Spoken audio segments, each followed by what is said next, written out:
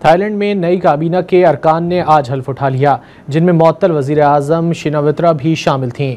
शिनावित्रा को मंगल के रोज़ वज़ीर आज़म के ओहदे से मुअत्तल किया गया था और उसी रोज़ नई काबीना की मंजूरी दी गई थी, जिसमें शिनावित्रा कल्चर की वज़ीर मुकर्रर हुई हैं।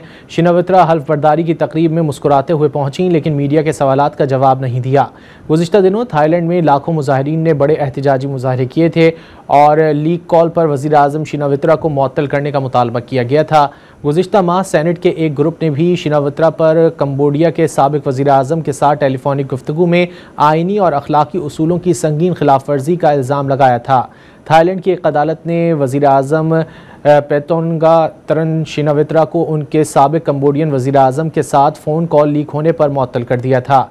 शिनावित्रा की मुअत्तली के दौरान डिप्टी वज़ीर आज़म सरिया जोंगरावांग कटनिगरां वज़ीर आज़म के तौर पर जिम्मेदारियां संभाल रहे हैं। वो इस वक्त तक निगरां वज़ीर आज़म की जिम्मेदारियां निभाएंगे जब तक अदालत पेतोंगातरन शिनावित्रा के बारे में कोई फैसला नहीं सुना देती। शिनावित्रा को अदालत ने जवाब जमा कराने के लिए 15 दिन की मोहलत दी है। थाईलैंड में मुअत्तल वज़ीर आज़म शिनावित्रा वज़ीर सक़ाफ़त के तौर पर हल्फ उठाने के बाद काबीना का हिस्सा बनी रहेंगी।